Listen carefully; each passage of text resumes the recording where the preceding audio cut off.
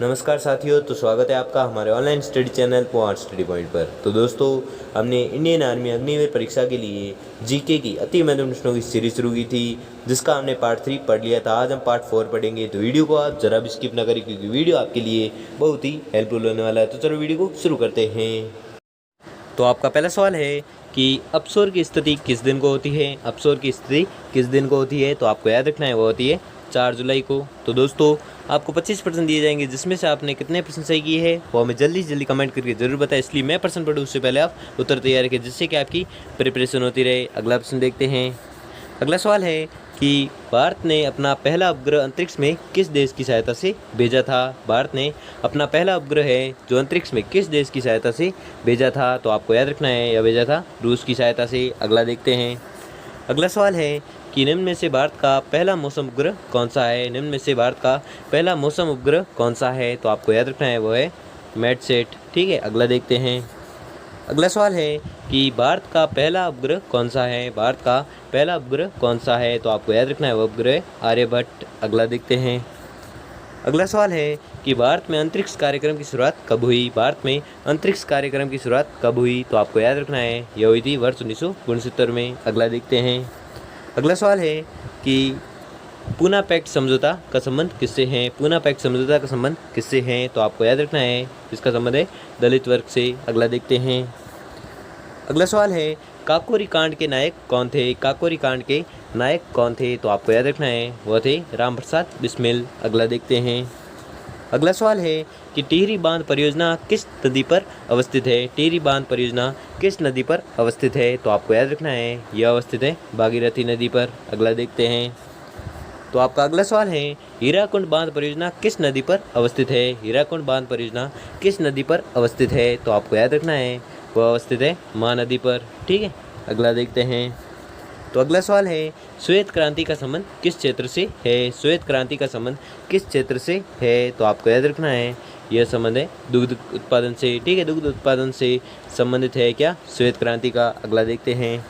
अगला सवाल है कि भारत का सर्वाधिक तट रेखा वाला राज्य कौन सा है। भारत का सर्वाधिक तट रेखा वाला राज्य कौन सा है, तो आपको याद रखना है वह है गुजरात। ठीक है, अगला देखते हैं।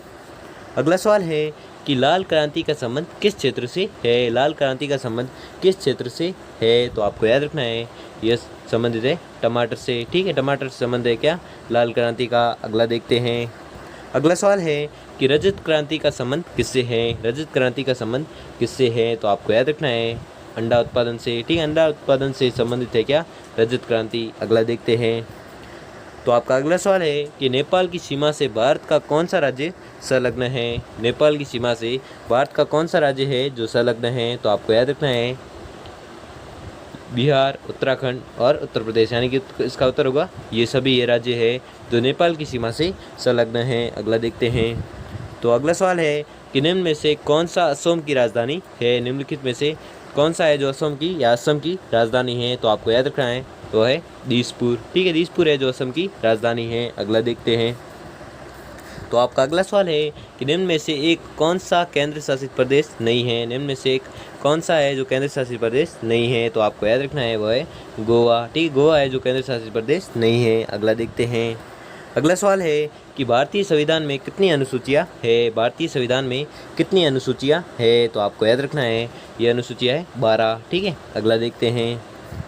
तो आपका अगला सवाल है कि भारतीय संविधान सभा का गठन कब हुआ था। भारतीय संविधान सभा का गठन कब हुआ था, तो आपको याद रखना है यह हुआ था वर्ष 1946 में। ठीक है, वर्ष 1946 में भारतीय संविधान सभा का गठन हुआ था। अगला देखते हैं। तो आपका अगला सवाल है संविधान सभा की प्रथम बैठक कब हुई थी। संविधान सभा की प्रथम बैठक कब हुई थी, तो आपको याद रखना है यह हुई थी 9 दिसंबर 1946 को। ठीक है, 9 दिसंबर 1946 को संविधान सभा की प्रथम बैठक हुई थी। अगला देखते हैं। अगला सवाल है कि निम्नलिखित में से कौन संविधान सभा के अस्थायी अध्यक्ष थे। निम्नलिखित में से कौन संविधान सभा के अस्थायी अध्यक्ष थे, तो आपको याद रखना है वह थे डॉक्टर सच्चिदानंद सिन्हा। ठीक है, डॉक्टर सच्चिदानंद सिन्हा थे जो संविधान सभा के अस्थायी अध्यक्ष थे। अगला देखते हैं।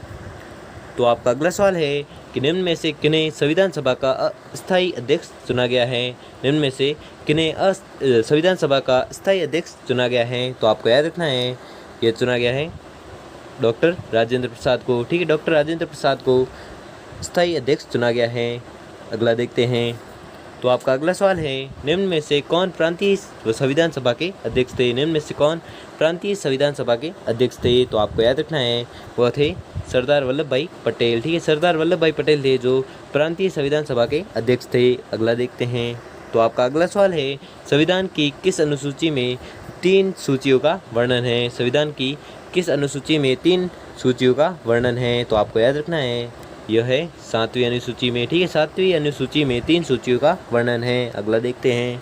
तो आपका अगला सवाल है कि संविधान की किस अनुसूची में 22 भाषाओं का उल्लेख किया गया है? संविधान की किस अनुसूची में 22 भाषाओं का उल्लेख किया गया है? तो आपको याद रखना है यह है 8वीं अनुसूची में। ठीक है, 8वीं अनुसूची में 22 भाषाओं का उल्लेख किया गया है। अगला देखते हैं। तो आपका अगला सवाल है, संविधान की 11वीं अनुसूची निम्न में से किससे संबंधित है? संविधान की 11वीं अनुसूची है जो निम्न में से किससे संबंधित है? तो आपको याद रखना है यह है पंचायती राज से। ठीक है, तो दोस्तों आपको 25 में से कितने प्रश्न सही किए हैं वो हमें जल्दी से जल्दी कमेंट करके ज़रूर बताएं। और अगर आपको वीडियो अच्छा लगा हो या आपके लिए थोड़ा सा भी हेल्पफुल साबित हुआ तो वीडियो को लाइक और चैनल को सब्सक्राइब करें। धन्यवाद।